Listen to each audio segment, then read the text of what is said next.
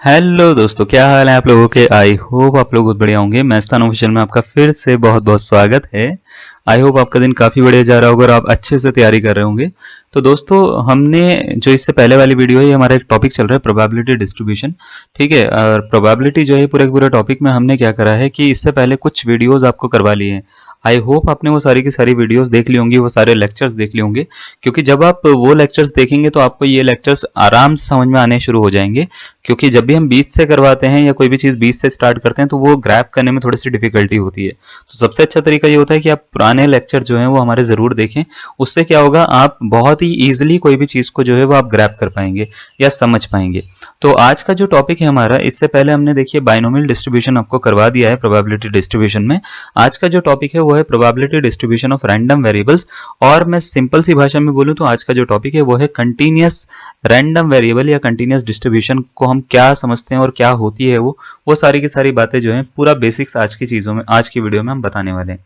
तो जब भी हम प्रोबेबिलिटी डिस्ट्रीब्यूशन की बात करते हैं ना बच्चे, तो प्रोबेबिलिटी डिस्ट्रीब्यूशन ऐसा नहीं है कि सिर्फ एक ही तरीके का होता है। डिस्ट्रीब्यूशन प्रोबेबिलिटी में एक्चुअल में दो टाइप से डिवाइड होता है। ठीक है, दो टाइप से कौन कौन सा, और आपके एग्जाम के लिए बहुत ज्यादा इंपॉर्टेंट है क्योंकि एग्जाम में दोनों ही टाइप हैं आपके, दोनों ही टाइप हैं। अब ये दोनों टाइप्स कौन कौन से होते हैं? पहला टाइप होता है डीआरवी, डीआरवी, और दूसरा टाइप होता है सीआरवी। अब सर ये डीआरवी और सीआरवी है क्या? What is DRV, what is CRV, है ना? What are the full forms of both the things, है ना? तो याद रखिएगा, डीआरवी को हम अगर थोड़ा सा अच्छे भाषा में बोलें तो इसको बोलते हैं हम discrete discrete random variable, discrete random variable. ठीक है, डीआरवी का मीनिंग क्या है बच्चे? Discrete random variable. डिस्क्रीट की स्पेलिंग ये होती है, ये होती है। ठीक है, वो अपने हिसाब से देख लेना, डिस्क्रीट रैंडम वेरिएबल। ठीक है, उसके बाद में सीआरवी का मीनिंग होता है बच्चे कंटीन्यूअस रैंडम वेरिएबल। क्या होता है? Continuous, NUOUS, continuous random variable. ठीक है, रैंडम वेरिएबल। अब डिस्क्रीट रैंडम वेरिएबल और कंटिन्यूअस रैंडम वेरिएबल में जो होते हैं आपके कोर्स की अगर हम बात करें तो आपके कोर्स में जो है कुछ चीजें आपको पढ़नी है। डिस्क्रीट रैंडम वेरिएबल में आपको दो तीन चीजें पढ़ाई जाती हैं या दो चीजें जो है वो आपको जनरली पढ़नी पड़ेगी। अभी तक जितना भी हमने करा है ना, जितने भी वीडियोज हो चुकी हैं, आई गेस हमारी 10 के आसपास वीडियोज हो चुकी हैं, ज्यादा तो नहीं हो गई है, आप उनको देख लेना, है ना? तो जितनी भी वीडियोज हो गई हैं, जितने भी क्वेश्चन करवाए हैं वो सारे के सारे डिस्क्रीट के थे, याद रखिएगा। हमने अभी तक कंटिन्यूअस का करवाया नहीं आपको, सबका सब डिस्क्रीट रैंडम वेरिएबल के क्वेश्चन थे और वो डिस्क्रीट के ही पार्ट है। मतलब जितने भी क्वेश्चन है, वो जितने भी आपने चीजें करी हैं, सब डिस्क्रीट है। ठीक है, अब डिस्क्रीट में आपने देखो बाइनोमियल भी करा होगा, बाइनोमियल, है ना? बाइनोमियल भी करा होगा, बर्नौली ट्रायल भी करा होगा, है ना? बाकी सारी जितनी भी चीजें करी हैं आपने अभी तक, जितनी भी करी हैं और जितनी करेंगे, जैसे आप एक और करेंगे अभी, पॉइजन रेशो करेंगे, है ना? तो पॉइजन रेशो करेंगे, ये सारी की सारी चीजें आती हैं, डिस्क्रीट रैंडम वेरिएबल है। कंटिन्यूअस रैंडम वेरिएबल जो होता है वो एक्चुअल में ग्राफ पर काम करता है। काम तो ये भी ग्राफ पर ही करता है, इसके ग्राफ बताऊंगा मैं किस तरीके से करते हैं। ठीक है, ग्राफ पर करता है जिसमें तीन तरह के कर्व्स आते हैं आपके पास में, या तीन तरह के फंक्शंस आते हैं। एक आता है यूनिफॉर्म फंक्शन, ठीक है, दूसरा आता है आपका एक्सपोनेंशियल फंक्शन, और तीसरा जो आता है, ऑब्वियस सी बात है, एक यूनिफॉर्म है तो एक नॉर्मल भी होगा, तो नॉर्मल फंक्शन। ठीक है, अब देखो सीधी सी बात है, प्रोबेबिलिटी जो होती है वो एक थोड़ा सा आने वाले टाइम पे क्या होती है, वो स्टैटिस्टिकल प्रोबेबिलिटी में कन्वर्ट हो जाती है। यानी आपके पास में स्टैटिस्टिकल डेटा दे दिया जाता है, उसके बाद में रैंडम वेरिएबल एक्स दे दिया जाता है, जो पुरानी दो वीडियो में हमने बताया भी, है ना? उस डेटा के बेसिस पे एक्स की कुछ वैल्यूज होती हैं। तो अगर एक्स की वैल्यूज हैं तो ऑब्वियस सी बात है, जो हमारे को फंक्शन दे रखा है या जो हमारे को डेटा दे रखा है, हम उसका ग्राफ भी प्लॉट कर सकते हैं। तो जब हम उसका ग्राफ प्लॉट करते हैं तो ग्राफ जो होता है वो अलग अलग नेचर का होता है। ठीक है, अलग अलग नेचर का होता है और उसी के बेसिस पे उसकी प्रोबेबिलिटी भी निकाली जा सकती है। ठीक है, तो ये दो टाइप में आपको याद रखना है। प्रोबेबिलिटी डिस्ट्रीब्यूशन जो होता है वो दो टाइप में डिवाइड होता है, डीआरवी एंड सीआरवी। डीआरवी क्या होता है? डिस्क्रीट रैंडम वेरिएबल, और सीआरवी क्या होता है? Continuous random variable. स्पेलिंग वगैरह खुद सही कर लेना अपने आप। ठीक है, उसके बाद में डिस्क्रीट रैंडम वेरिएबल में हमने देखो ये चीज पढ़ ली है, ये चीज हमारे को पढ़नी है। कंटिन्यूअस रैंडम वेरिएबल में हम ये तीन चीजें पढ़ेंगे, ठीक है ना? और इसमें हम सीखेंगे कंटिन्यूअस रैंडम वेरिएबल के क्वेश्चन किस तरीके से आते हैं, हम डिफरेंशिएट कैसे कर सकते हैं discrete random variable and continuous random variable में, कौन से क्वेश्चन डिस्क्रीट के हैं, कौन से क्वेश्चन कंटिन्यूअस के हैं, उनको सॉल्व किस तरीके से करना है, डिस्क्रीट के क्वेश्चन को सॉल्व करने के लिए क्या मेथड अपनानी चाहिए, कंटिन्यूअस को सॉल्व करने के लिए क्या मेथड अपनानी चाहिए, ये सारी की सारी बातें जो है हम सीखेंगे। ठीक है, सबसे पहला काम ये रहता है कोई भी टॉपिक स्टार्ट करने से पहले कि आपको वो टॉपिक के बारे में थोड़ी सी इंफॉर्मेशन होनी चाहिए। यानी एक्चुअल में डीआरवी और सीआरवी में एक्चुअल में डिफरेंस है क्या, है ना। डीआरवी क्या है और सीआरवी क्या है वो तो मुझे पता लग गया कि इसकी फुल फॉर्म क्या है, डिस्क्रीट रैंडम वेरिएबल, इसका फुल फॉर्म क्या है, कंटीन्यूअस रैंडम वेरिएबल।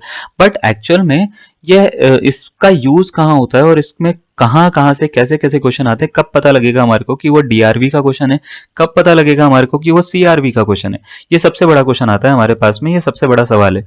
तो याद रखिएगा, कोई भी अगर आपको फंक्शन दे रखा है, जैसे आपने कई बार देखा होगा प्रोबेबिलिटी फंक्शन ऐसे दे दिया जाता है कि k दे दिया जाएगा, 2k दे दिया जाएगा, 3k दे दिया जाएगा, बोल दिया जाएगा कि अगर x जो है वो 1 है, x जो है वो 2 है, x जो है वो 0 है, तो प्रोबेबिलिटी की वैल्यू इस तरीके से। तो हम इसका कुछ इस तरीके से टेबल बनाते थे, x0 है, x1 है, x2 है ना। तो उसके बेसिस पे फंक्शन की वैल्यू देखो, 1 रखेंगे तो 1 आ जाएगा, 2 2 4 आ जाएगा, 0 रखेंगे तो ये 0 आ जाएगा, उल्टा लिख दिया हमने, ठीक है। 1 रखेंगे तो 1 आ जाएगा, 2 2 4 आ जाएगा और ये 0 आ जाएगा। तो ये जो डेटा बनता था बच्चे, है ना, ये डेटा इस फंक्शन की हेल्प से बना है, अगर आप देख पा रहे हो। ये जो फंक्शन है, ये डेटा आपने कहीं देखा है तो आप बोलेंगे ये सर हमने तो देखा है, ये डेटा पहले भी देखा है ना। एक्स और एफ एक्स का डेटा तो पहले भी देखा है हमने। ये जो डेटा होता है, इसमें जो वैल्यूज आपको दिख रही हैं 1 2 0, ये काउंटेबल वैल्यू है, यानी काउंटेबल सेट्स की वैल्यू है ना। रैंडम वेरिएबल x की अगर मैं आपसे पूछूंगा वैल्यू क्या क्या क्या है, तो आप बोलेंगे 0 1 2, और उसके बेसिस पे क्या है, ये फंक्शन डिफाइन हो रखे हैं, k 2k 3k, इस तरीके से फंक्शन डिफाइन हो रखे हैं। और जब इनको हम सॉल्व कर रहे हैं तो हमारे पास में फंक्शनल वैल्यूज ये कुछ इस तरीके से आ रही है ना। तो ये जो सारा का सारा डेटा है, ये होता है डीआरवी, डिस्क्रीट रैंडम वेरिएबल का डेटा होता है सारा का सारा। तो डीआरवी और सीआरवी में क्या फर्क है, मैं सबसे मेजर फर्क जो है वो है इसके काउंटेबिलिटी का, यानी जब डेटा दे रखा होगा तो डेटा वो किस तरीके का दे रखा होगा। सबसे पहला जो डीआरवी होता है, डीआरवी के जितने भी आपके पास में मतलब चीजें दे रखी होंगी, तो याद रखिएगा यहाँ पे फाइनाइट नंबर ऑफ थिंग्स होंगी, या finite number of random variables होंगे आपके पास में, या फाइनाइट नंबर ऑफ आउटकम्स होंगे आपके पास में, ठीक है। यानी आपके पास में जब डीआरवी का डेटा दिया जाता है तो वो काउंटेबल होता है। सबसे बड़ी बात वो क्या होगा, काउंटेबल होगा, यानी आप इस डेटा को काउंट कर सकते हैं। और काउंटेबल का मीनिंग होता है, फाइनाइटली काउंटेबल का मीनिंग होता है कि वो नेचुरल नंबर के सेट को डिफाइन कर रहा है, 0 1 2 3 4 5 6, इस तरीके से आपके पास में कुछ नंबर्स आ रहे हैं, ठीक है। सीआरवी का जो डेटा होता है वो जनरली क्या होता है आपके पास में, जब आपके पास में सीआरवी के क्वेश्चन आते हैं, वो डेटा जनरली क्या होता है, इनफाइनाइटली काउंटेबल होता है। तो वो इनफाइनाइट होता है, ठीक है। या हम ऐसे बोल सकते हैं कि उसमें से कुछ डेटा को काउंट कर सकते हैं, कुछ को नहीं कर सकते, ठीक है। तो इनफाइनाइट होता है, ये इनफाइनाइट दो तरह का होता है, इनफाइनाइटली काउंटेबल और अनकाउंटेबल, दोनों टाइप का आता है। तो इनफाइनाइट डेटा होता है, जनरली क्या होता है, इसमें वो केसेस लिए जाते हैं जो अनकाउंटेबल केसेस होते हैं, ठीक है। लेकिन उसको हम एक कर्व की तरह मदद से क्या करते हैं, हम उसको सॉल्व करके निकाल पाते हैं, ठीक है, सीआरवी में। नेक्स्ट दूसरी चीज आती है इसमें कि जब भी हम इसको मीन निकालते थे, अच्छा डीआरवी में यानी डिस्क्रीट रैंडम वेरिएबल में जब भी हम मीन निकालते थे, तो मीन जनरली हम कैसे निकालते थे, याद होगा आपको, समेशन एक्स पी एक्स करके निकालते थे, याद है, समेशन एक्स पी एक्स करके निकालते थे। इसमें क्या होता है, इसमें मीन का फॉर्मूला चेंज हो जाता है। जब आपको मीन निकालना होता है तो मीन को निकालने के लिए याद रखिएगा हम इंटीग्रेशन का यूज करते हैं, इंटीग्रेशन माइनस इन्फिनिटी से प्लस इन्फिनिटी एक्स और एफ एक्स मतलब वो फंक्शन का हम इंटीग्रेशन कर रहे हैं एक्स के रिस्पेक्ट में, x F x d x होता है, ठीक है। तो माइनस इन्फिनिटी से प्लस इन्फिनिटी होता है। अब ये माइनस इन्फिनिटी से प्लस इन्फिनिटी क्यों होता है, ये फंक्शन इस तरीके से कैसे लिखा जाता है, सारी की सारी बातें बता रहे हैं, ठीक है। मीन के बाद में अगर हम बात करें, जैसे आपको याद होगा कि जैसे हम समेशन पी करते थे सारा का सारा, यानी सारी प्रोबेबिलिटीज का सम करते थे, तो याद होगा आपको कि सारी प्रोबेबिलिटी का सम 1 आता था, है ना। तो ऐसे ही इसमें भी होता है कि अगर हम सारे मतलब जो जितना भी डेटा है, सारे डेटा का हम इंटीग्रेशन ले रहे हैं, तो उसका इंटीग्रेशन ऑलवेज कितना आता है बच्चे, 1 के इक्वल आता है। तो यहाँ पे अगर आप इसको समझ पा रहे हो, तो यहाँ पे प्रोबेबिलिटी को हम एक स्टैटिस्टिकल डेटा में समेशन के रूप में सॉल्व करते थे, है ना, सारी चीजों को, या सारे जो फॉर्मूलाज थे वो समेशन के रूप में आते थे, क्योंकि एक डिस्क्रीट डेटा था। बट जब हमारे पास में कंटिन्यूस डेटा होता है तो समेशन का यूज ना करके हम यूज करते हैं इंटीग्रेशन का यूज करते हैं, माइनस इन्फिनिटी से प्लस इन्फिनिटी, और यहाँ पे फंक्शन का इंटीग्रेशन एक्स के रिस्पेक्ट में हम करते हैं, ठीक है। तो याद रखिएगा यहाँ पे जैसे समेशन पी एक्स लिखा हुआ इक्वल टू 1, यहाँ पे summation integration f x is equal to 1 होता है, ठीक है। इसी तरीके से अगर सपोज करो आपको मीन के बाद में सपोज करो एक चीज और होती है वेरिएंस आपने पढ़ा होगा, है ना। तो अगर आपको वेरिएंस फाइंड करना है जैसे, ठीक है, तो अगर आप मान लेते हैं डिस्क्रीट के बाद में डिस्क्रीट डेटा में अगर मैंने आपसे बोला वेरिएंस निकालो सिग्मा स्क्वायर, है ना, तो सिग्मा स्क्वायर आपको याद होगा summation x square P x होता था, है ना, minus summation x P x का होल स्क्वायर होता था, याद है ये बात। Minus summation x P x का होल स्क्वायर होता था, summation x square P x minus summation x P x का होल स्क्वायर होता था। कंटिन्यूस रैंडम वेरिएबल में सिग्मा स्क्वायर की वैल्यू का, तो ये क्या होती है, ये होती है इंटीग्रेशन माइनस इन्फिनिटी से इन्फिनिटी, ठीक है, एक्स स्क्वायर एफ एक्स हो जाएगा dx, और माइनस इन्फिनिटी से इन्फिनिटी, ठीक है, x F x d x का होल स्क्वायर हो जाता है यहाँ पे। तो अगर आप इसमें देख पा रहे हो तो यहाँ पे फॉर्मूला में ज्यादा डिफरेंस नहीं है, बस डिफरेंस है कि इंटीग्रेशन का, जब भी हम इसको सॉल्व करें तो हम इंटीग्रेशन की हेल्प ले रहे हैं और इंटीग्रेशन की हेल्प से इसको सॉल्व कर दे रहे हैं। यहाँ पे जो हम समेशन एक्स स्क्वायर कर रहे हैं या समेशन एक्स पी एक्स कर रहे हैं, यहाँ पे हम एक्स स्क्वायर एफ एक्स कर रहे हैं और एफ एक्स कर रहे हैं। तो ये जो डिफरेंस है, ये डिफरेंस डिफाइन करता है कंटिन्यूस डेटा को और क्या, डिस्क्रीट डेटा के बीच में जो डिफरेंस होता है उसको डिफाइन करता है। अगर आपको वेरिएंस के बाद में स्टैंडर्ड डेविएशन निकालना है तो याद रखिएगा वो अंडर रूट सिग्मा स्क्वायर ही होता है, यानी अंडर रूट ऑफ वेरिएंस ही होता है, और यहाँ पे भी वही होगा, स्टैंडर्ड डेविएशन अगर आपको निकालना है तो under root of sigma square ही होता है। तो ज्यादा फर्क नहीं है, आपका फर्क है सिर्फ कितना फर्क है, सिर्फ आपका मैं बोल सकता हूँ इंटीग्रेशन का फर्क है और फंक्शन का फर्क है। अब आप बोलेंगे सर इसमें इंटीग्रेशन का यूज क्यों हो रहा है, पहली चीज हमारे को ये बताइए। ये तो हम समझ रहे हैं आपकी बात, आप जो समझाना चाह रहे हैं कि इंटीग्रेशन यूज होता है, बट ये यूज क्यों होता है, क्या फायदा है इसका इंटीग्रेशन, और क्या चीज है इसमें इंटीग्रेशन क्यों कर रहे हैं हम। तो डिस्क्रीट रैंडम वेरिएबल और कंटिन्यूस रैंडम वेरिएबल में पहला फर्क तो ये है कि इसके जो डेटा होता है वो डेटा फाइनाइट होता है, काउंटेबल होता है, और इसका इनफाइनाइट होता है, ठीक है। दूसरा सबसे बड़ा जो मेजर डिफरेंस मैं ये बोलूंगा वो ये होता है कि इसका जो सैंपल स्पेस होता है ना, सैंपल स्पेस के बेसिस पे हम जब इसका कर्व बनाते हैं, डिस्क्रीट की बात कर रहा हूं मैं, ठीक है ना, डिस्क्रीट रैंडम वेरिएबल की जब हम इसकी बात करें और कंटिन्यूस रैंडम वेरिएबल की बात करें, तो डिस्क्रीट का जब भी हम सैंपल स्पेस बनाते हैं, सैंपल स्पेस, तो सैंपल स्पेस इसका जो होता है वो एक बहुत ही स्मॉल होता है, स्मॉल सैंपल स्पेस होता है, और इसकी वजह से जो इसका कर्व बनता है, जब भी हम कर्व बनाते हैं तो कर्व जो होता है बहुत ही छोटा सा कर्व बनता है और उसके बेसिस पे हम उसकी प्रोबेबिलिटी निकाल लेते हैं। फॉर एग्जांपल जैसे मैंने आपसे वो नॉर्मल सा एक क्वेश्चन बोला कि हमारे पास में दो कॉइन है, दो कॉइन्स को हमने क्या करा, टॉस करा, ठीक है, टू कॉइन्स को हमने क्या करा, टॉस करा। तो अगर मैं आपसे पूछूंगा कि इसका सैंपल स्पेस क्या बनेगा, तो आप बोलेंगे सर सैंपल स्पेस ये बनेगा H H T T T H और एच टी, ठीक है, सही है। अगर मैंने बोला कि इसमें प्रोबेबिलिटी हेड आने की बताओ क्या होगी, तो याद है आपको एक टेबल बनाते थे, आप यहाँ पे एक टेबल बनाते थे, टेबल में ऐसे लिखते थे कि भाई ये x होगा, ये प्रोबेबिलिटी px होगी, सही है, जो हम fx नाम दे रहे हैं जिसको, प्रोबेबिलिटी px होगी। ऐसा होता था कि 0 हेड आने की प्रोबेबिलिटी, 1 हेड आने की प्रोबेबिलिटी, 2 हेड आने की प्रोबेबिलिटी। तो 0 हेड आने की प्रोबेबिलिटी का मतलब ये है कि सारे के सारे क्या होंगे, टेल होंगे, है ना, सारे के सारे क्या होंगे, टेल होंगे। तो इसका मतलब क्या है कि कोई भी हेड नहीं होगा, यानी ये भी हेड नहीं है, ये भी हेड नहीं है, ये भी हेड नहीं है, तो ये सिर्फ डबल टी वाली प्रोबेबिलिटी हम इसको लेके इसका आंसर 1/4 कर देते थे।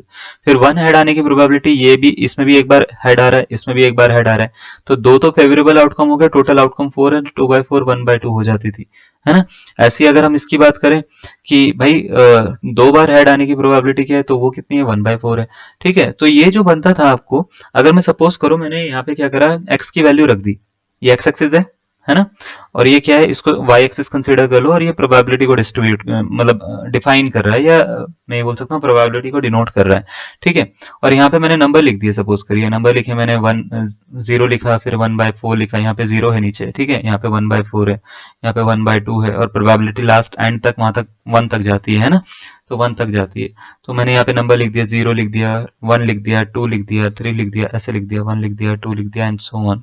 अगर मैंने ऐसे लिखा, तो सपोज करो मैंने आपसे बोला कि इसका ना ग्राफ बनाओ, एक्स एंड वाई एक्सिस में इसका ग्राफ बनाओ, तो आप बोलेंगे ये सर बनाना कोई बड़ी बात नहीं है, जब ये इसकी वैल्यू 0 थी एक्स की, तो वाई की वैल्यू यानी पी एक्स की जो वैल्यू थी वो 1/4 थी, हाँ या ना। तो आप बोलेंगे सर एक पॉइंट यहाँ पर आएगा, सही है। फिर हम बोलेंगे अगर x की वैल्यू 1 थी तो इसकी वैल्यू 1/2 थी, तो 1/2 पे आप इधर बनाओगे, सही है। अब अगर मैं आपसे बोलूंगा कि भाई x की वैल्यू अगर 2 थी तो इसकी वैल्यू कितनी थी, तो आप बोलेंगे सर 1/4 होगी, तो आप इधर बनाओगे। तो इसका ग्राफ कुछ इस तरीके से बनेगा, आप अगर इसको देख पा रहे हो। और इसका अगर ग्राफ बनेगा तो मैं बोलूंगा इस पॉइंट पे, इस पॉइंट पे और इस पॉइंट पे इन्होंने प्रोबेबिलिटी की वैल्यू दी है, हाँ या ना। 0 पे, 1 पे, 2 पे प्रोबेबिलिटी की वैल्यू 1/4, 1/2 और 1/4 दी है। तो अगर मैं आप मान लेते हैं इस पे प्रोबेबिलिटी निकालना चाहता हूं, तो ये बहुत ही छोटा सा सैंपल स्पेस या छोटा सा एरिया स्प्रेड हुआ है जिसकी मैं प्रोबेबिलिटी बताना चाहता हूं, इसकी, इसकी और इसकी, है ना। तो ये 3 लाइंस की मैं प्रोबेबिलिटी बताना चाहता हूं, इसकी और इसकी और इसकी। तो ये निकालना कोई बड़ी बात नहीं है, हम बहुत ही आसानी से निकाल सकते हैं। सैंपल स्पेस बहुत ही छोटा होता है, लेकिन जब कंटिन्यूस रैंडम वेरिएबल होता है और उस पर कोई भी फंक्शन हम डिफाइन करते हैं तो यहाँ पे चीजें चेंज हो जाती हैं। चेंज कैसे हो जाती हैं? जैसे अगर मान लेते हैं कोई कंटिन्यूस रैंडम वेरिएबल, पहले तो आप ये समझिए डिस्क्रीट रैंडम वेरिएबल और कंटिन्यूस रैंडम वेरिएबल के जो एग्जांपल होते हैं उसमें क्या डिफरेंस होता है। देखो, डिस्क्रीट रैंडम वेरिएबल में आपको ऐसे एग्जांपल दिए जाते हैं जिसको आप निकाल सकते हो या काउंट कर सकते हो। जैसे मैंने बोला एक कॉइन को टॉस करना है, तो आप बोलेंगे कितनी बार टॉस करना है सर? एक बार करना है, 2 बार करना है, 3 बार करना है, 10 बार करना है, कितनी बार करना है? तो मैं अगर आपको बोलता हूँ 2 बार करना है, तो आपको पता है कि आउटकम्स कितने आ रहे हैं, 2 की पावर 2, है ना, यानी 4 आ रहे हैं, जो कि एक काउंटेबल नंबर है, 4। इसी तरीके से अगर मैंने आपसे बोला कि 4 बार टॉस करना है, तो आप बोलेंगे 2 की पावर 4 कर दीजिए सर, 16 आउटकम आ जाएंगे, है ना। उसके बाद में अगर मैंने आपसे बोला कि भाई एक डाय है, डाय को 2 बार टॉस करना है, तो आप बोलेंगे सर 36 आउटकम्स आ जाएंगे। तो आपको ये पता है कि एक स्मॉल स्पेस है, स्मॉल सैंपल स्पेस है, और इस स्पेस के अंदर मेरे पास में काउंटेबल आउटकम्स हैं, है ना। कंटिन्यूस रैंडम वेरिएबल में जब भी आपको एग्जांपल मिलेंगे तो उसमें क्या होता है, उसका सैंपल स्पेस बहुत बड़ा होता है। पहली चीज तो सैंपल स्पेस जो होगा, इसका सैंपल स्पेस ये बड़ा होगा, क्या होगा, जनरली बिगर होगा, ठीक है, बिगर देन द डीआरवी, ठीक है। जनरली क्या होगा, ये बड़ा होगा, और बड़ा होने के साथ साथ जो होगा इसके अंदर जो आपको एग्जाम्पल मिलेंगे, एग्जाम्पल ऐसे मिलेंगे जिनको आप काउंट, मतलब वो होंगे तो आपको देखने में तो ऐसा लगेगा कि आप काउंट कर सकते हो, बट वो इनफाइनाइट होंगे। फॉर एग्जाम्पल, जैसे कि मैंने आपसे बोला कि हमारे शहर में कुछ लोग रहते हैं, ठीक है, उत्तराखंड की बात कर लेते हैं, शहर नहीं, हमारे पूरे राज्य की बात कर लेते हैं। उत्तराखंड में कुछ लोग रहते हैं, कुछ तो लोग रहते होंगे, फाइनाइट नंबर ऑफ पीपल ही है हमारे पास में, है ना। अब मैंने बोला कि इसमें ऐसे कितने लोग हैं जिन जो ना गंजे हो रहे हैं, ठीक है, बहुत ही दुखती दर्द पे हाथ रख रहा हूं मैं, कुछ लोगों के, है ना, जो गंजे हो रहे हैं, ठीक है। ऐसे कितने लोग हैं जिनके गंजे हो रहे हैं? बाल्डनेस के जो होते हैं वो 3-4 वो होते हैं, अगर किसी को नहीं पता तो 3-4 पैटर्न होते हैं मेल पैटर्न बाल्डनेस के। पहले क्या होता है, पहले यहाँ से गंजा होता है इंसान, जैसे पूरा टकला है उसका, है ना, यहाँ से गंजा होता है, उसके बाद में वो ऐसे शेप बनती है उसकी, है ना। तो पहले वो हल्का हल्का साइड से गंजा होता है, उसके बाद में ऐसे शेप बनती है उसकी, है ना। उसके बाद में वो क्या होता है, वो पूरा ही हट जाता है, फिर वो ऐसे हो जाता है, वो बैटमैन जैसा। उसके बाद में यहाँ से पूरा गायब हो जाता है, पीछे पीछे का रह जाता है ना।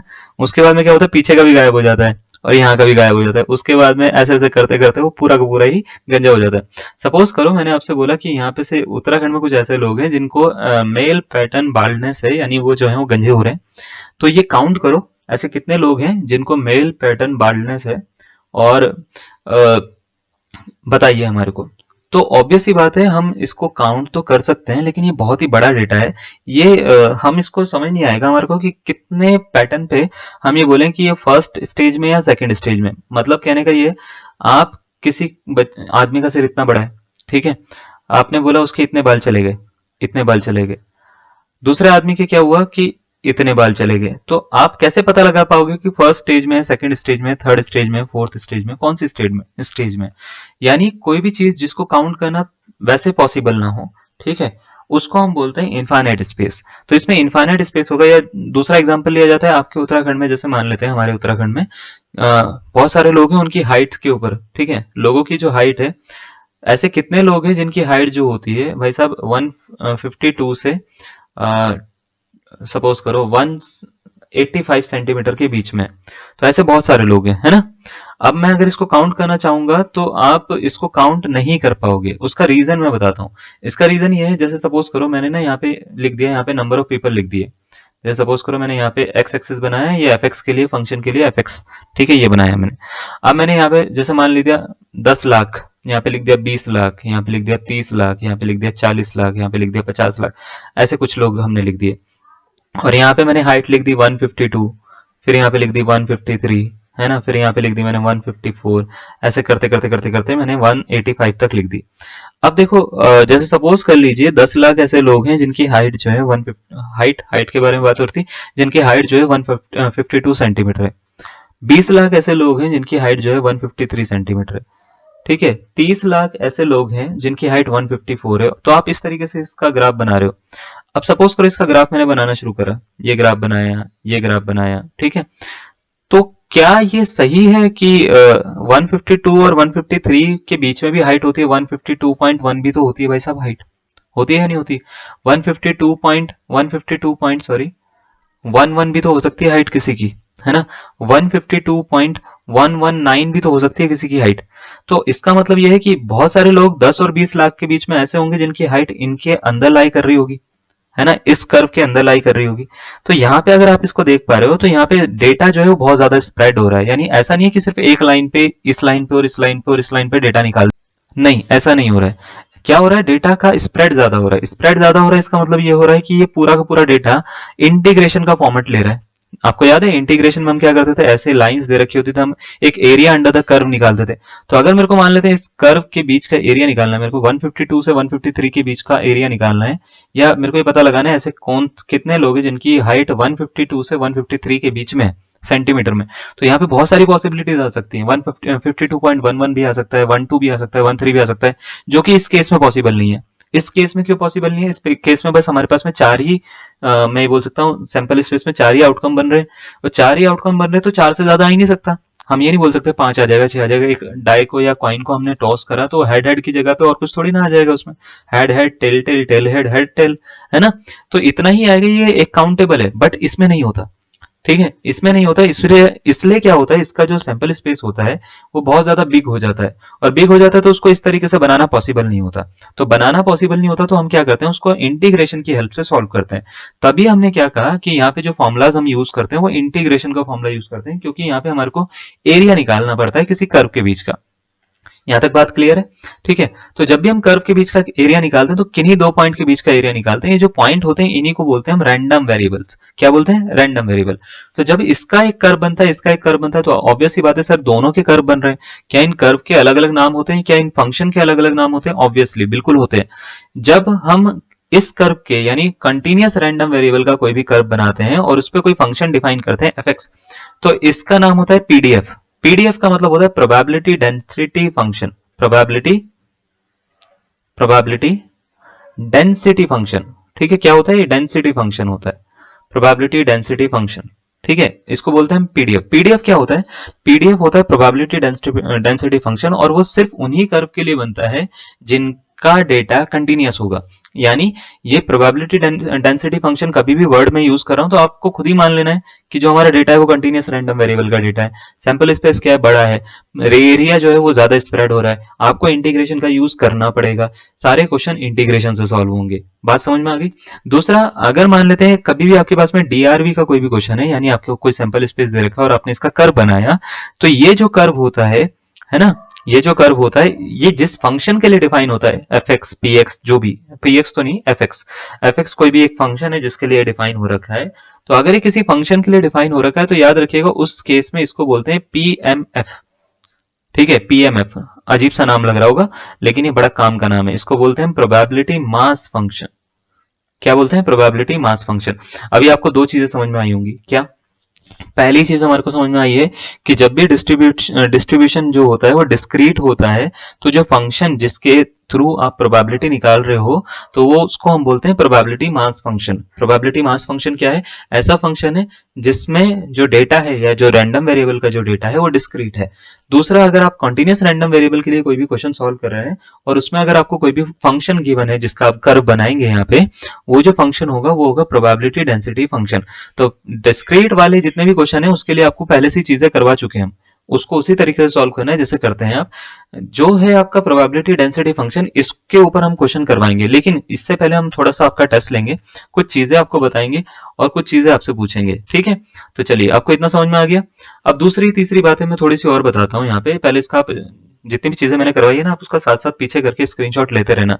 ठीक है, थोड़ा सा लंबा हो गया आज की क्लास, कोई बात नहीं, है ना। हम आज थोड़ा सा बेसिक क्लियर कर लेते हैं, कल से हम चाहेंगे तो इसके क्वेश्चन ज्यादा करवा देंगे आपको। ठीक है ना, तो पहले बेसिक आपको समझ में आना चाहिए कि हाँ चीजें ऐसे चल रही हैं। दूसरी चीज यहाँ पे ये है, देखिए जब जब हम कंटिन्यूअस रैंडम वेरिएबल की बात करते हैं तो इसमें जो कर्व बनता है वो प्रोबेबिलिटी डेंसिटी फंक्शन पीडीएफ के थ्रू बनता है ना। तो वो कर्व जो होता है वो कुछ इस तरीके का या किसी भी तरीके का हो सकता है, ठीक है। नॉर्मल कर्व है, अगर बेल कर्व है तो वो कुछ इस तरीके का बनेगा, ठीक है। अगर मान लेते हैं नॉर्मल डिस्ट्रीब्यूशन कर्व है बेल कर्व की, तो उसमें मीन मीडियन और मॉड इक्वल होगा, और जरूरी नहीं है कि नॉर्मल हो, इस तरीके से भी हो सकता है, ठीक है। तो कर्व किसी भी तरीके का हो सकता है, लेकिन इस कर्व में एक खास बात होती है। खास बात क्या होती है कि जब भी इस कर्व का एरिया निकालूंगा मैं यहां से लेके यहां तक, ठीक है, क्योंकि ये प्रोबेबिलिटी डिस्ट्रीब्यूशन फंक्शन के थ्रू एक कर्व बना है, इसका एरिया ऑलवेज, एरिया जो होगा, एरिया ऑलवेज क्या होगा बच्चे, 1 होगा। यानी 1 से ज्यादा नहीं हो सकता। तो आपको ऊपर दिख भी रहा होगा शेडेड एरिया जो है ना, इसकी प्रोबेबिलिटी 1 होगी, इसकी प्रोबेबिलिटी 1 होगी। इसका मतलब ये है कि माइनस इन्फिनिटी से इन्फिनिटी तक कोई भी कर्व है, मतलब कहीं से भी किसी लिमिट से किसी लिमिट तक दे रखा है, माइनस इन्फिनिटी से प्लस इन्फिनिटी तक कोई कर्व दे रखा है, कभी भी मेरे को उसका एरिया निकालना होगा minus infinity to infinity f x d x, तो उसकी वैल्यू ऑलवेज कितनी होगी बच्चे, 1 होगी। दूसरी चीज ये है, प्रोबेबिलिटी की वैल्यू आपको पता होगी always greater than equal to zero, greater than और इक्वल टू जीरो होती है ना। यानी प्रोबेबिलिटी की वैल्यू कभी भी नेगेटिव नहीं हो सकती। अब इस कर्व को जब भी आप रिप्रेजेंट करेंगे तो ये कर्व जो होगा ऑलवेज पॉजिटिव एक्स एक्सिस के अबाउट बनेगा और पॉजिटिव वाई एक्सिस के अबाउट बनेगा। नेगेटिव भी बन सकता है, एक्स एक्सिस में तो नेगेटिव भी जा सकता है, बट वाई एक्सिस में ये ऑलवेज पॉजिटिव होगा। तो कहने का मतलब ये है, जो y is equal to f x दिख रहा है ये always greater than equal to zero होगा। तो ये आपको जब कर्व दिखेगा तो ये ऊपर की तरफ बना हुआ दिखेगा, y एक्सिस में नीचे की तरफ ये कर्व बना हुआ नहीं दिखेगा। इसका मीनिंग ये है कि कर्व जो है, डेंसिटी कर्व कब होगा, डेंसिटी कर्व होने के लिए उसको पॉजिटिव एक्स एक्सिस में बनना जरूरी है, ठीक है। अगर वो मान लेते हैं नेगेटिव एक्स एक्सिस में पॉजिटिव वाई एक्सिस में, सॉरी, पॉजिटिव वाई एक्सिस में बनना जरूरी है। अगर सपोज करो कोई कर्व ऐसे नीचे चला जाता है और ऐसे ऊपर फिर आ जाता है, तो ये नेगेटिव वाई एक्सिस में कुछ इसकी वैल्यू दे रहा है, तो इसका मतलब ये है कि ये डेंसिटी कर्व को की कंडीशन को सेटिस्फाई नहीं कर रहा है। तो जनरली जो आपको कर्व दिखेंगे, वो कर्व जो होंगे वो ऑलवेज ऊपर होंगे, ऊपर होंगे यानी इस एक्सिस से ऊपर की तरफ आपको दिखेंगे ऐसे बनते हुए, ठीक है। तो तब अगर दो चीजें होनी चाहिए, कोई भी कर्व डेंसिटी कर्व कब बनता है, यानी प्रोबेबिलिटी डेंसिटी फंक्शन का कर्व कब बनता है, उसके अंदर दो कंडीशन उसको सेटिस्फाई करनी पड़ेगी। पहला ये है कि f x should be greater than equal to zero, f x जो होगा, जो फंक्शन होगा, उसकी value greater than equal to zero होगी, पहली चीज। दूसरी चीज ये होगी कि उसका जब एरिया निकालोगे आप, एरिया अंडर द कर्व पूरे फंक्शन का, ठीक है, माइनस इन्फिनिटी से प्लस इन्फिनिटी की लिमिट पे, तो उसका एरिया कभी भी जो होगा, याद रखिएगा, 1 से ज्यादा नहीं हो सकता, 1 ही होगा, ठीक है। Greater than equal to zero होगा ये, और ये 1 ही होगा, 1 से ज्यादा नहीं होगा, 1 से कुछ और नहीं होगा, सीधा 1 होगा, सीधी सी बात है, अगर आप पूरे कर्व का निकाल रहे हो तो। क्योंकि हमको पता है पूरे कर्व की प्रोबेबिलिटी क्या होती है, 1 होती है, पूरे सैंपल स्पेस की, है ना। अगर हमारे को निकालनी हो सारे प्रोबेबिलिटीज का सम 1 होता है, ऐसे ही यहाँ पे भी यही होता है, सारे एरियाज का अगर आप निकालोगे, सारे के टोटल एरिया निकालोगे तो वो ऑलवेज 1 होगा। इतनी बातें क्लियर है आपको? हाँ, अब चलो एक दो चीजें मैं आपसे पूछ लेता हूँ। पहली चीज, डिस्क्रीट एंड कंटिन्यूस में क्या डिफरेंस है? सबसे पहला डिफरेंस, डिस्क्रीट काउंटेबल है, वेरी गुड। कंटिन्यूस क्या है? मेजरेबल है, ठीक है। डिस्क्रीट क्या है बच्चे? फाइनाइट होगा, फाइनाइट होगा यानी इसमें x की वैल्यू 0 1 2 3 4 5 6 इस तरीके से आपको कुछ मिलेंगी। कंटिन्यूस में क्या होगी? इनफाइनाइट होगी। अब इनफाइनाइट की पहचान क्या है? इनफाइनाइट की पहचान ये है, देखो आपको ना कुछ ऐसे सिंबल देखने को मिलेंगे, ठीक है। x जो है 0 से 1 के बीच में काम कर रहा है ना। x जो है ग्रेटर देन इक्वल टू 0 है, लेस देन इक्वल टू 10 है, लेकिन इसका मतलब ये नहीं है कि ये सिंबल देखकर ही आप इसको इनफाइनाइट बोल दो। आपको फंक्शन पे भी फोकस करना है कि वो फंक्शन किस तरीके से बन रहा है, ठीक है, वो फंक्शन बिहेव किस तरीके से कर रहा है, उसके बेसिस पे आपको क्या है सॉल्व करना है। तो जनरली जो आपको फंक्शन मिलेंगे उसमें x की जो वैल्यू होगी वो एक इंटरवल के बीच में होगी। दूसरी चीज के बाद में, अब तीसरी चीज, जब भी आपको नंबर मिलेंगे वो नॉन नेगेटिव होल नंबर होंगे। यहाँ पे नॉन नेगेटिव होल नंबर का मतलब ये होता है x की जो वैल्यू होगी वो 0 होगी, 1 हो सकती है, 2 हो सकती है, 3 हो सकती है, एंड सो ऑन, कुछ भी हो सकती है। यहाँ पे जो x की वैल्यू होंगी वो 0 नहीं होगी, 1 नहीं होगी, 2 नहीं होगी, 3 नहीं होगी, ये ऐसे हो सकती है 0.1, 0.112, ऐसे ऐसे कर करके, या 1/2, या कुछ और इस तरीके से जो होंगे कुछ वैल्यूज होंगी, 1/3 हो जाएगी, है ना। तो ऐसी कुछ वैल्यूज होंगी। अब आप बोलेंगे सर इसका मतलब समझ में नहीं आ रहा है। इसका मतलब मैं थोड़ा सा ऐसे समझाऊंगा अभी आपको, कि जब भी हम इसको सॉल्व करते हैं तो x की वैल्यू 0 1 2 यहाँ पे क्यों नहीं हो सकती, यहाँ पे क्यों हो रही है, 0 1 2 यहाँ पे क्यों नहीं हो सकती। मैं थोड़ा सा ऐसे समझाता हूँ। देखो, जब भी आपको प्रोबेबिलिटी डेंसिटी फंक्शन दे रखा होता है तो ऑब्वियस सी बात है आप उसका एक कर्व बनाओगे, और उस कर्व के अंदर उसका आप आंसर निकालोगे, कर्व का। यस, आप कोई भी कर्व बनाओगे, कर्व के अंदर आप आंसर निकालोगे किसी लिमिट के अंदर, पर्टिकुलर लिमिट के अंदर, और ये बताओगे कि उसकी प्रोबेबिलिटी कितनी है। सपोज करिए ये कोई ए पॉइंट है, ये कोई बी पॉइंट है ना, और सपोज करिए आपको कर्व का एरिया निकालना है किसी एक पॉइंट तक, यहाँ तक सी पॉइंट तक, ए से लेके सी पॉइंट तक आपको एरिया निकालना है, यानी प्रोबेबिलिटी बतानी है। तो इसको लिखने के देखो दो तरीके होते हैं। एक तो तरीका आपने ये पढ़ा होगा x is less than equal to c, एक तरीका आपने ये पढ़ा होगा p x is less than c। इन दोनों में डिफरेंस क्या है? इन दोनों में डिफरेंस ये है, जब हम डिस्क्रीट में पढ़ रहे थे तो डिस्क्रीट में डिफरेंस ये था कि ये लेस देन इक्वल टू का मतलब ये होता है c को इंक्लूड कर सकते हो आप, सही है। इसका मीनिंग ये होता है कि c को इंक्लूड नहीं करोगे, c को एक्सक्लूड करोगे और इसके नीचे का एरिया ले लोगे आप सारा का सारा, या इनसे नीचे वाली सारी की सारी वैल्यू ले लोगे। जब भी हम प्रोबेबिलिटी डिस्ट्रीब्यूशन में प्रोबेबिलिटी डेंसिटी फंक्शन की बात करते हैं तो क्योंकि हम एरिया निकाल रहे हैं तो याद रखिएगा उस केस में ये दोनों चीजें बराबर होती हैं, बराबर होती है। इसका मतलब ये होता है कि p x is equal to 2 पे 3 पे 4 पे, इस पे प्रोबेबिलिटी की जो वैल्यू होती है इस केस में यानी फंक्शनल प्रोबेबिलिटी जो आपको दिख रहा है ना कंटिन्यूअस के केस में, ऑलवेज जीरो होती है। जब भी आप फिक्स पॉइंट पे जैसे x इज इक्वल टू 0 पे या x इज इक्वल टू 1 पे, ठीक है, या x इज इक्वल टू 2 पे या x इज इक्वल टू 3 पे, ऐसे ऐसे and so on, x is equal to 2 पे, है ना, एंड सो ऑन, इन पॉइंट्स पे प्रोबेबिलिटी निकालते हो तो ऑलवेज जीरो होती है। उसका एक रीजन है कि हम एक पॉइंट पे अगर हम एरिया निकालने की कोशिश करें तो वो ऑलवेज निकलेगा ही नहीं, क्योंकि वो सिर्फ एक ही पॉइंट है, एक ही पॉइंट से लाइन बनी है, लाइन बनी है, इसकी कुछ विड्थ वगैरह तो है नहीं, तो इसका एरिया नहीं निकल सकता। तो एक पॉइंट पे एरिया निकलता है। जब भी आपके पास में पीडीएफ के क्वेश्चन आते हैं तो उसमें एरिया एक रीजन का पूछा जाता है। रीजन का मतलब बहुत सारे पॉइंट्स के बीच में कुछ एरिया पूछा जाएगा, कम से कम 2 पॉइंट होने चाहिए तभी तो एरिया निकलेगा। तो याद रखिएगा, इसलिए इसमें इक्वल टू यानी इक्वालिटी का कोई काम ही नहीं होता, इक्वालिटी का काम नहीं होता। तो इसका मतलब यह है कि अगर ऐसे लिख रखा है हमने और ऐसे लिख रखा है हमने, दोनों एक ही बात है, इसमें इक्वल टू का काम ही नहीं है, ठीक है। तो याद रखिएगा अगर हम एक पॉइंट पे कभी भी प्रोबेबिलिटी निकालना चाहेंगे फंक्शन की तो इस केस में पीडीएफ के केस में, यानी मैं हर केस में नहीं बोल रहा हूं, पीडीएफ के केस में जो होता है वो ऑलवेज इसका आंसर कितना होता है? जीरो होता है। क्लियर है यहां तक? चलो ठीक है, आप इसका स्क्रीनशॉट लेते रहना, ठीक है, क्योंकि ये टॉपिक थोड़ा सा बड़ा है। अभी स्टार्टिंग में ना आपको थोड़ा टाइम लगेगा चीजों को, और मैं टाइम भी ज्यादा ले रहा हूँ, मैं ज्यादा इसलिए टाइम ले रहा हूँ, मेरे को बाद में भी बताना पड़ेगा, तो बाद में ना बताना पड़े इसलिए मैं अभी बता रहा हूँ ये सब चीजें, ठीक है। अब चलिए, इतना आपको समझ में आ गया तो मैं कुछ आपसे क्वेश्चन पूछ रहा हूँ। यहाँ पे मैंने कुछ चीजें लिखी हुई हैं, इसमें से कुछ डेटा जो है वो डिस्क्रीट है, कुछ डेटा जो है वो क्या है, कंटिन्यूअस है। आपको ये बताना है कि कौन सा डेटा जो है वो कंटिन्यूअस का है, कौन सा डेटा जो है वो डिस्क्रीट का है, और इनमें से कौन से फंक्शन ऐसे हो सकते हैं जिसको हम पीडीएफ फंक्शन बना सकते हैं, और ऐसे कौन से फंक्शन है जिसको हम पीएमएफ फंक्शन बना सकते हैं, यानी प्रोबेबिलिटी मास फंक्शन बना सकते हैं। चलिए स्टार्ट करें।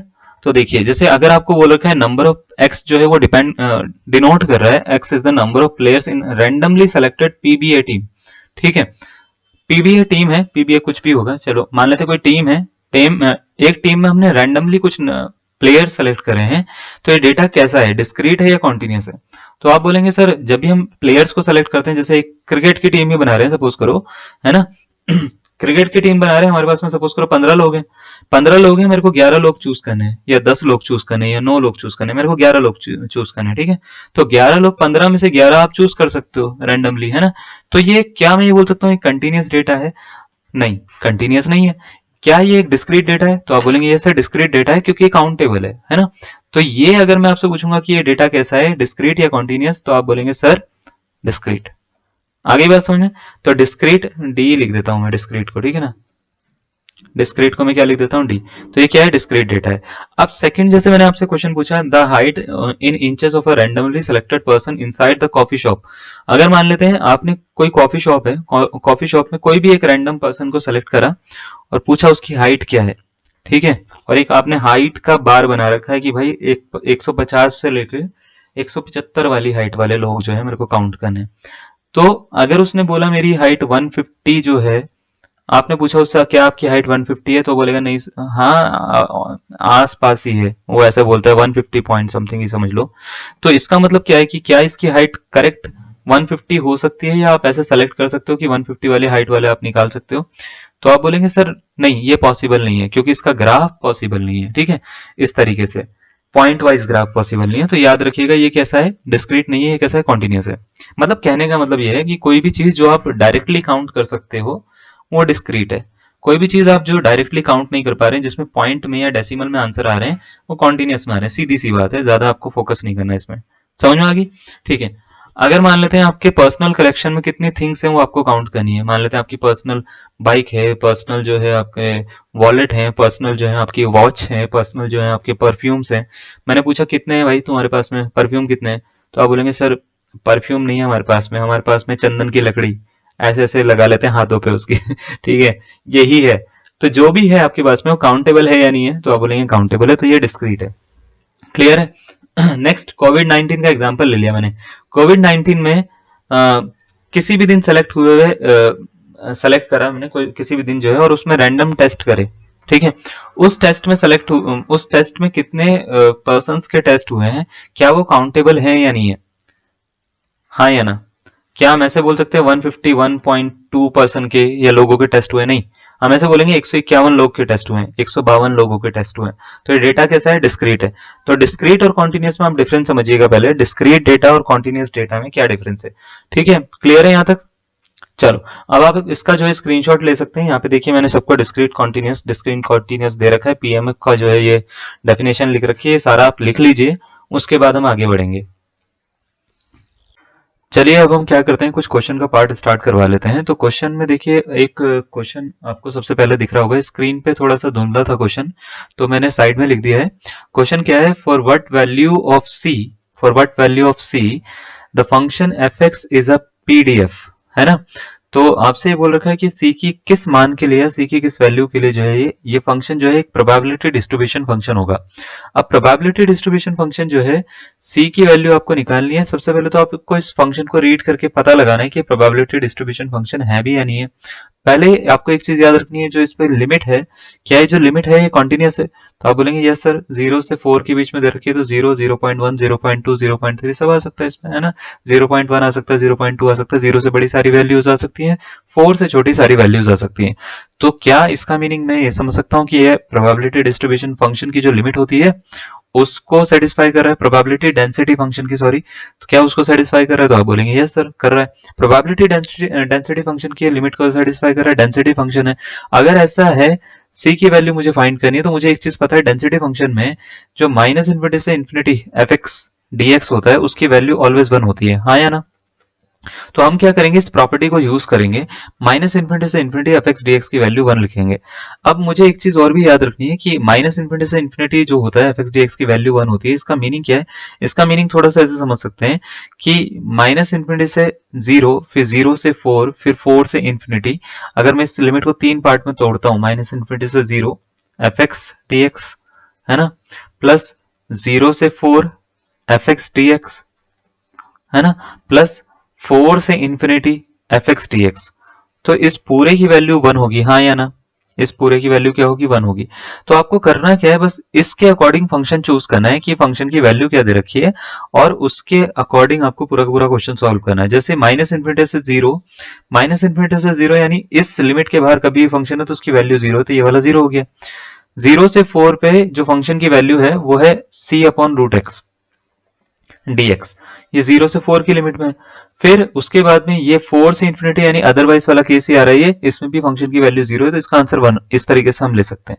ठीक है, अब आपको करना क्या है, अगर c की वैल्यू फाइंड करनी है तो बस ये इंटीग्रेशन सॉल्व करना है। ये इंटीग्रेशन जैसे ही आप सॉल्व करोगे आपका आंसर आ जाएगा। तो देखो कैसे करेंगे, c को तो आप बाहर निकाल सकते हो, c तो कांस्टेंट पार्ट है ना। 1 अपॉन रूट एक्स को अगर आप लिखना चाहो तो इंटीग्रेशन में कुछ इस तरीके से लिख सकते हैं, इंटीग्रेशन 0 से 4 x raise to power -1/2 dx। अब -1/2 का इंटीग्रेशन हमारे को सबको आता है करना, है ना। क्या होता है, x raise to power n+1 upon n+1 वाला फॉर्मूला लगाएंगे, है ना। जैसे एक्स रेज टू पावर -1/2 है तो -1/2 + 1 अपॉन -1/2 + 1, है ना। तो -1/2 + 1, ये 1/2 बनेगा, ये भी 1/2 बनेगा, 2 ऊपर आ जाएगा। तो कुछ इस तरीके से बनेगा, 2√x आ जाएगा इसका आंसर। तो 2√x आया इसका आंसर, यानी 2x रेज टू पावर 1/2 आया है। इसको 0 से 4 तक की लिमिट पे सॉल्व करेंगे सबसे पहले हम। तो सॉल्व करेंगे तो c, सबसे पहले तो क्या करते हैं हम, इसमें अपर लिमिट रखेंगे। तो अपर लिमिट रखेंगे 2√4 माइनस 2√0, ठीक है, इज इक्वल टू 1 आ रहा है। तो 2√4 यानी 2 इंटू 2, 2 2 4, तो 4c इज इक्वल टू 1 आ रहा है। तो c की वैल्यू कितनी होगी बच्चे, 1/4 हो जाएगी। तो आई होप ये आपको सॉल्यूशन समझ में आया होगा। है ना। कैलकुलेशन आपको आती हो, बेसिक इंटीग्रेशन आपको आना चाहिए, ऐसा नहीं होना चाहिए कि भाई बिल्कुल ही नहीं आता इंटीग्रेशन, है ना। इंटीग्रेशन, बेसिक इंटीग्रेशन आपको आना चाहिए, बहुत ही बेसिक इंटीग्रेशन है, x raise to power n+1/n+1 वाला, है ना। तो अगर आपको ये आता है तो ये बहुत ही बेसिक क्वेश्चन है, कुछ ज्यादा टफ नहीं है, इसको आप कर पाओगे, हो जाएगा आपसे, ऐसा नहीं है कि नहीं होगा। आपको बस एक रिजल्ट याद रखना है, हम सबको ये पता है ना। क्या पता है भाई साहब, हम सबको ये पता है कि जब भी हम माइनस इन्फिनिटी से infinity f x d x लेते हैं पीडीएफ के केस में, तो उसकी वैल्यू ऑलवेज कितनी होती है, 1 1। ठीक है, तो इसके जैसा कभी भी कोई भी क्वेश्चन आए, या कभी भी ऐसा कोई क्वेश्चन आए जिसमें आपको लिमिट दे रखी हो और इस बेसिस पे सॉल्व करना हो, पीडीएफ का कोई भी क्वेश्चन हो, तो आप इस प्रॉपर्टी को यूज करके उसको आराम से सॉल्व कर सकते हो, सी की वैल्यू फाइंड कर सकते हो, फंक्शन की वैल्यू पूछी जाएगी तो फंक्शन की वैल्यू भी फाइंड कर सकते हो आप। ठीक है, तो ये सारा का सारा चीजें हो जाती हैं। क्लियर है, बात है, समझ में आ रही है, पक्का। इसका स्क्रीनशॉट ले लो, नेक्स्ट क्वेश्चन पे बढ़ते हैं। तो इसमें अगर हम बात करें, अगर आपको ऑप्शन दिख रहे हैं, मुझे लगता नहीं है कि आपको दिख रहे होंगे, तो ऑप्शन नंबर सी इसका करेक्ट आंसर है, 1/4। ठीक है, तो ऑप्शन नंबर सी क्या है, 1/4 इसका करेक्ट आंसर है। नेक्स्ट क्वेश्चन पे आ जाते हैं। नेक्स्ट क्वेश्चन आपको दे रखा है कि let x be a random variable with probability density function given by f x is equals to c x square mod x is less than equals to 1 0 otherwise find constant c, आपसे ये बोला गया है। ठीक है, इसमें मैं option दे सकता हूं आपको, बट कोई जरूरत नहीं, मुझे लगता है आप इसको सॉल्व कर पाएंगे, मुझे लगता है आप इसको सॉल्व करके एक आंसर भी निकाल पाएंगे। तो सबसे पहले तो आपको देखो करना क्या है, फंक्शन को वेरीफाई करना है, फंक्शन एक्चुअल में है कैसा। आप इसको बोलेंगे जो फंक्शन है सर, ये फंक्शन कुछ इस तरीके से दिख रहा है, f x x is equal to c x square mod x का अगर लेस देन इक्वल टू 1 है तो इसको इनइक्वालिटी को सॉल्व करना आना चाहिए। इसका मीनिंग क्या है, एक्स जो है वो 1 और -1 के बीच में होगा।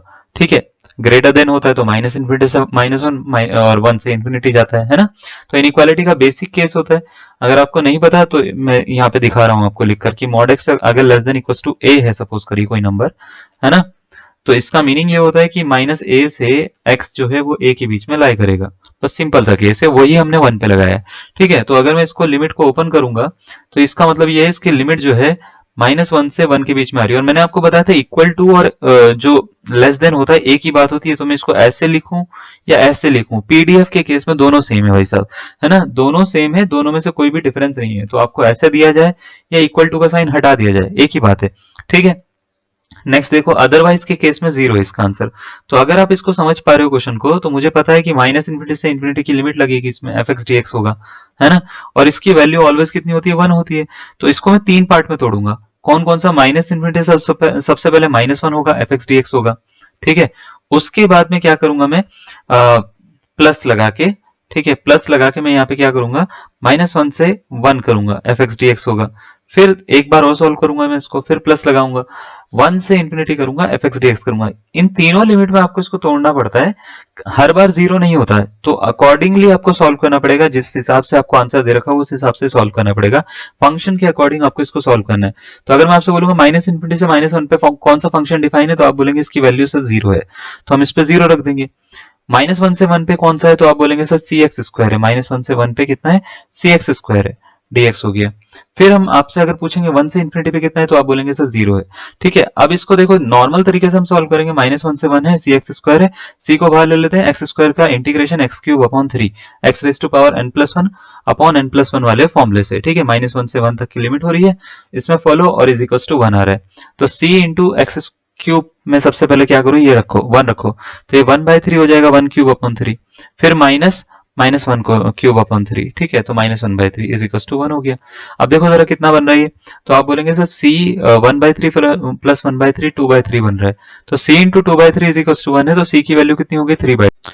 तो बस इतना सिंपल होता है इसको निकालना, इतना सिंपल है इसको भाई साहब, बहुत ज्यादा इतना टफ नहीं है कि हाँ आपको लगे कि सर नहीं हो रहा है या कैसे होगा, आसान है भाई साहब, है ना। बस करने के ऊपर बात है कि किस तरीके से आप इसको करते हो, अटेम्प्ट जिस तरीके से करोगे उस हिसाब से आंसर निकलेगा। सही है ना भाई, है ना। तो अगर मैं अगर आपसे बोलूं कि मैं इसको इसमें थोड़े से क्वेश्चन आपको और देना चाहता हूं, तो क्या आप करेंगे इसको ट्राई? अरे करना पड़ेगा तुम्हारे को, ठीक है, क्यों नहीं करोगे देखो ये रहा, चलो एक क्वेश्चन जैसे ये है, ये क्वेश्चन दिख रहा है आपको, let x be a continuous random variable with PDF given by f x is equal to x such that 0 is less than x is less than 1, 2 minus x such that 1 is less than x is less than 2, 0 such that x is greater than 0, find px 0.5 से कितना है 1.5 के बीच की आपको ये बताना है कि इसका आंसर कितना आएगा। तो आपको देखो लिमिट डिफाइन होनी चाहिए। लिमिट किस तरीके से हम करते हैं, अगर आपको लिमिट का कॉन्सेप्ट थोड़ा बहुत आता है तो आप इसको सॉल्व कर दो। मतलब इतना ऐसा नहीं है कि बहुत ज्यादा टफ क्वेश्चन है और ये आपसे नहीं होगा, बहुत ही ईजी क्वेश्चन है। बस आप इसको थोड़ा डिफाइन करिए, एक आंसर अपने दिमाग में रखिए कि हाँ सर ये आंसर इसका आ सकता है, और मेरे आंसर से उसको मैच करिएगा, है ना। अगर आपको लगेगा कि हाँ भाई आंसर मैच कर रहा है तो ठीक है, अदरवाइज नहीं है। ठीक है, तो इसको देखो सॉल्यूशन कैसे स्टार्ट करेंगे। सबसे पहले सॉल्यूशन के लिए हम क्या करेंगे, यहाँ पे फंक्शन लिखेंगे, और फंक्शन में मेरे को ये पता होनी चाहिए हमको प्रोबेबिलिटी निकालनी किस किस की है। प्रोबेबिलिटी निकालनी है मेरे को 0.5 से लेके 1.5 के बीच की, और यहाँ पे लिमिट देखनी है फिर मेरे को। 0 से 1 है, 1 से 2 है, तो 1.5 इसका मतलब ये है कि 0 से अगर 1.5 के बीच की लिमिट निकाल रहे हैं तो एक बार यहाँ पे और एक बार यहाँ पे दो फंक्शन डिफाइन हो रहे हैं इसके बीच में, क्योंकि 1 और 2 के बीच में 1.5 आता है ना। तो अगर मैं 0 से x को 1.5 के बीच में ले रहा हूं, तो इसको मेरे को दो, सॉरी 0.5 से अगर 1.5 से के बीच में ले रहा हूं तो मेरे को दो पार्ट में इसको तोड़ना पड़ेगा पूरे फंक्शन को। तो जो फंक्शन है माइनस इन्फिनिटी से infinity f x d x, इसकी वैल्यू 1 होती है। ठीक है, आपको वो वाला इसमें कॉन्सेप्ट नहीं लेना।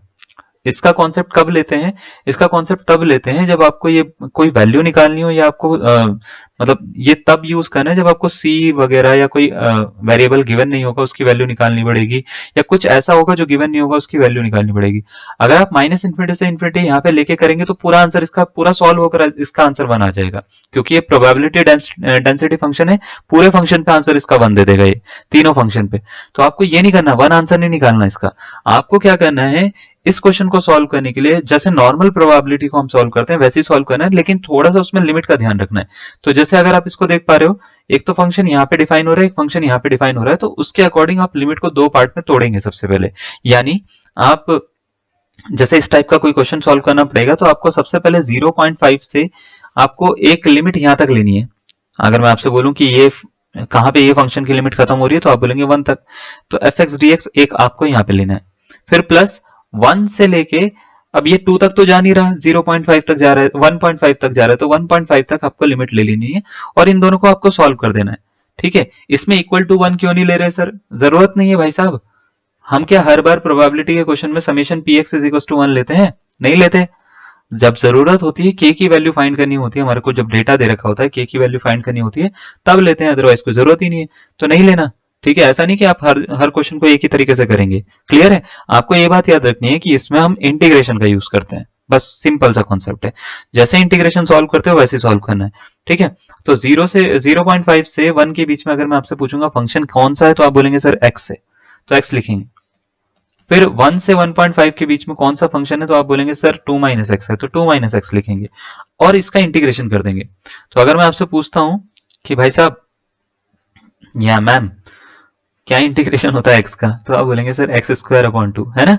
सही है, एक्स स्क्वायर अपॉन 2, 0.1 से 0.5 से सॉरी 1 के बीच में।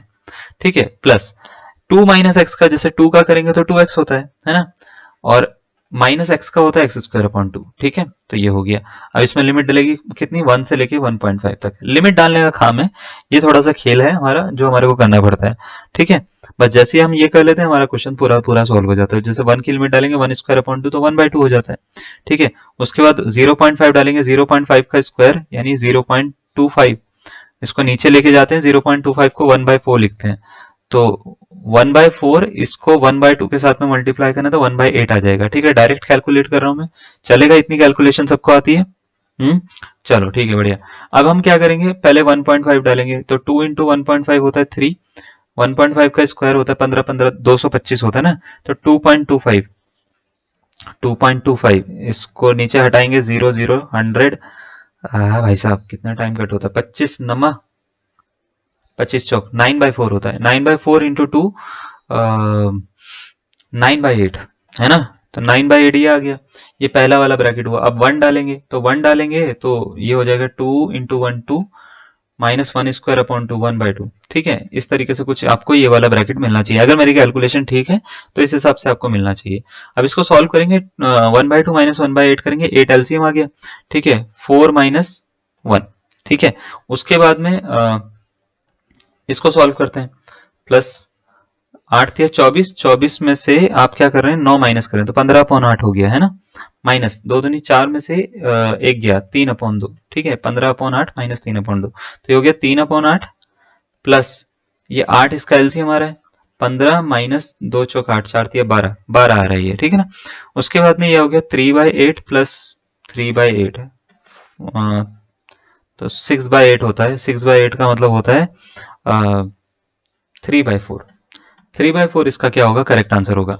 अगर आपका आंसर 3/4 आया है तो वो करेक्ट है, अदरवाइज इनकरेक्ट है। तो आपने अगर इस क्वेश्चन को सॉल्व करा और आपका आंसर 3/4 आया तो वो करेक्ट है, ठीक है। तो समझ में आ रहा है आपको इस क्वेश्चन को किस तरीके से हम अप्रोच कर रहे हैं। क्वेश्चन को जब अभी हम अप्रोच करते हैं तो अप्रोच करने में आपको चीजों को ध्यान में रखना है, ठीक है। इसमें बहुत सारे क्वेश्चन है करने के लिए, कुछ क्वेश्चन मैंने अभी कराए हैं, 2-3 क्वेश्चन करवाए हैं अभी, है ना। कुछ क्वेश्चन जो है वो हम कल करवाएंगे, क्लियर। तो कल या मतलब जो भी नेक्स्ट क्लास होगी, अभी कुछ ऐसा होगा थोड़े दिन तक मैं क्लासेस थोड़ा थोड़ा दिन में आपको अपडेट करता रहूंगा क्लासेस। तो आप जैसे आपको ग्रुप में क्लासेस मिलेंगी या जैसे चैनल पे क्लासेस मिलेंगी आप उसको देख लेना, और कोई डाउट होगा तो आप उसका रख लेना, ठीक है। थोड़ा सा हम ये कह सकते हैं कि अभी विजिट पर भी हैं तो इस वजह से थोड़ा सा टाइम का चक्कर है। फिर भी मैं आपको क्या करता हूँ एक क्वेश्चन होमवर्क में दे देता हूँ, आप नेक्स्ट क्लास तक इसका आंसर रखिएगा, मैं इसका आंसर बता दूंगा नेक्स्ट क्लास में, ठीक है। कैसे करना है क्या करना है, आपको सारे केसेस हमने इससे पहले वाले करवा दिए थे, बस इंटीग्रेशन का इसमें यूज करना है। थोड़ा सा इस चीज पे ध्यान रखिएगा कि ये क्या दे रखा है और इसका एक आंसर अपने दिमाग में अपने रखिएगा और हमारे को बताइएगा। अगर आप चाहेंगे तो मैं इसके ऑप्शंस लिख दूंगा, कमेंट बॉक्स में लिखवा दूंगा मैं, ठीक है, कि इसके क्या क्या ऑप्शंस आपको मिल सकते हैं। 4 ऑप्शन लिखवा दूंगा, एक ऑप्शन अपने हिसाब से बता देना क्या इसका करेक्ट आंसर आ रहा है, ठीक है। चलिए आज के लिए इतना कर लेते हैं, हम मिलते हैं आपसे नेक्स्ट क्लास में, तब तक के लिए धन्यवाद, बाय बाय, थैंक यू।